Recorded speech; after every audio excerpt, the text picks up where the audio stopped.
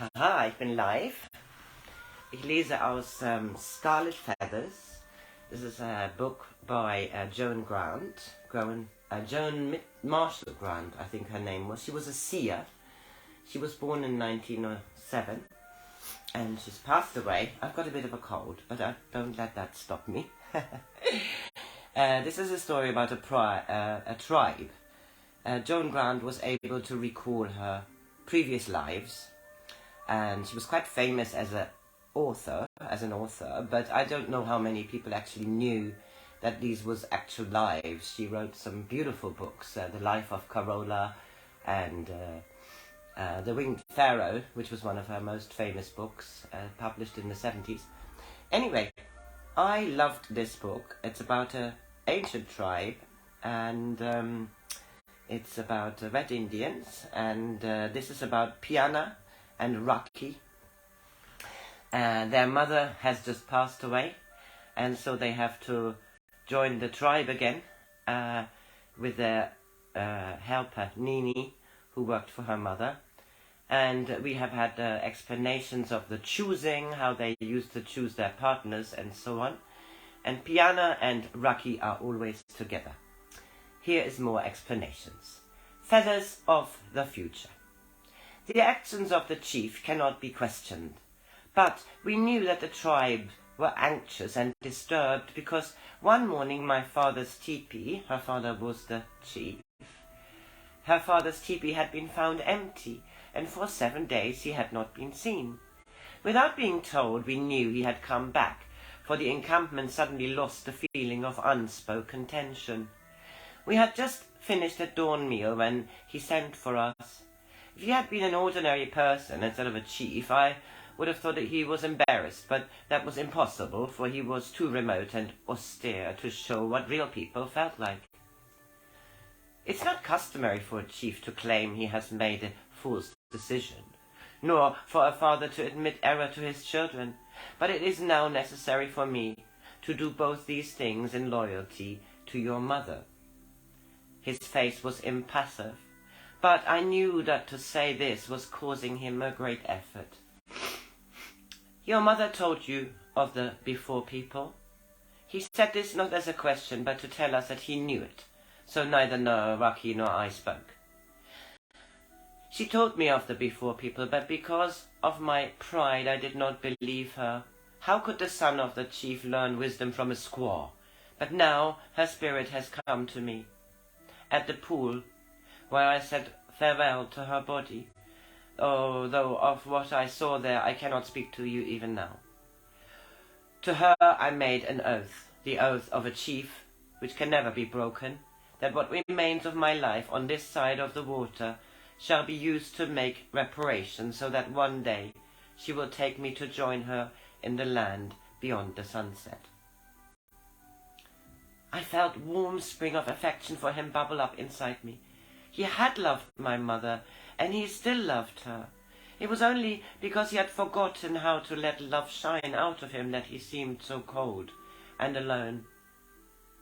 The words of your mother, to which I had not the wisdom to listen, have become to me the law greater than all other laws. She said that the way of the before people was the way of the great hunters. I had not the courage to believe her, but now she has shared with me her courage, which was always greater than mine, even though I am a scarlet feather and she a woman.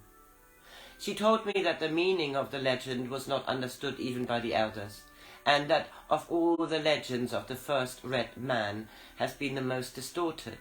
For generations men have believed that they are the children of the great hunters who, when they have passed the last ordeals, will return to the land without shadows. We have been taught that women have no such immortality, that women was given to man only to bring forth the fruit of his seed, and to do for him such tasks as too lowly for him. We believed that earth was made for man, the fish for him to spare, the deer for him to hunt, the corn for him to plant. We believe that the seasons of the year are sent to teach them their quality, so that he may grow strong in the conquering of winter and gain endurance from the long heat. All this I believed, because I had not learned that in your mother's voice was wisdom, and in mine only the utterances of a blind man who says there are no stars because he cannot see them. When are you going to tell the tribe that they must follow the before people? I asked eagerly. They would not believe me. Why should they? Well, I did not believe your mother. But if you told them, they would have to believe you, because you are the chief. Had I taken your mother to live at my side, they would not longer have acknowledged my authority. It is the new chief, Raki and Piyanah, to whom they will listen. Both of us to be the chief? I asked.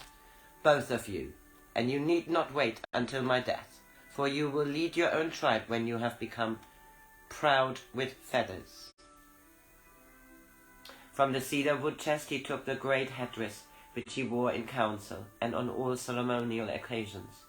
This has been worn by my father and my father's father for 9 generations. With you it must find new life. Each feather should be a symbol of something the chief has brought to the tribe. Scarlet for an act of special courage, yellow for the wisdom of new law, white for a vision of the unseen things. There are 3 black feathers. What do they mean? Asked Raki. I thought that black feathers always belonged to the enemy. They are supposed to record a victory in the far past over the children of the carrion crow. But your mother told me they would mean that the chief had gone down into the underworld to rescue one of his people from the Lord of the Dark Moon. Is the underworld the same as the cavern of the blind fish? I said, remembering the legend of the boy who had gone there to get a second pair of eyes which restored sight to his twin brother. I cannot tell you, for I've never been there. Do the blind fish exist, or are they only a legend? I cannot tell you, for I have never seen them. What ordeals shall we have to pass before we become proud with feathers? Asked Raki. It is to tell you the nature of these ordeals that I have brought you here, said Nakachik. Your mother, whose voice is truth, told me that even my braves increased tenfold. No arrow of theirs could kill the sorrow bird while men and women are still divided against each other.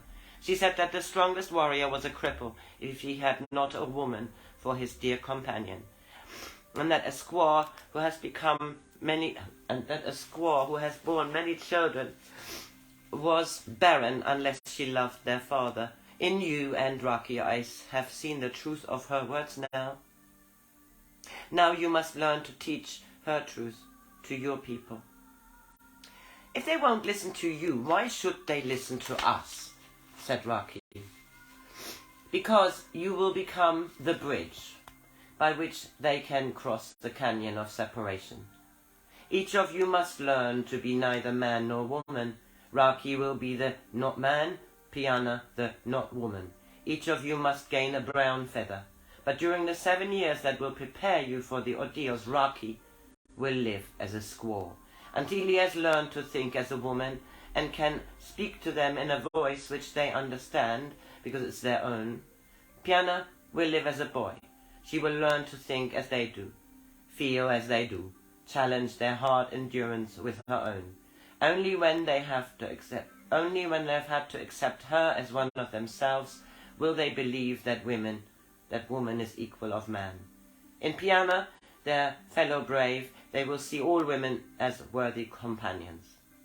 In Raki, all squaws will see the man they need no longer fear, the man who will no longer despise them. Then will Raki and Piyanah be the chief of a new tribe, in which the men and women will honor each other in equality and bear children, to whom the before people will live again on this side of the water. At the next full moon, Raki will go to the squaws' teepees, and Piyanah will join the boys. It will be as though the canyon separated you also. Piyanah, who has begun her warrior training, will not speak to Raki the squaw. But in 7 years 2 feathered headdresses shall be made for Raki and Piyanah, the chief of a tribe whose happy voices will be heard by your mother in the land without shadows. Then, without warning for us to answer, he told us to leave But as I went out of the teepee, I heard him say softly, "When your mother hears their voices, perhaps she will allow Nakachik, who was blind, to come to ask for her forgiveness, because she knows he has fulfilled her dreams." This is part 1 of this lovely chapter, Feathers of the Future. I continue soonest. My cold will go very quickly, I'm sure. Have a good day.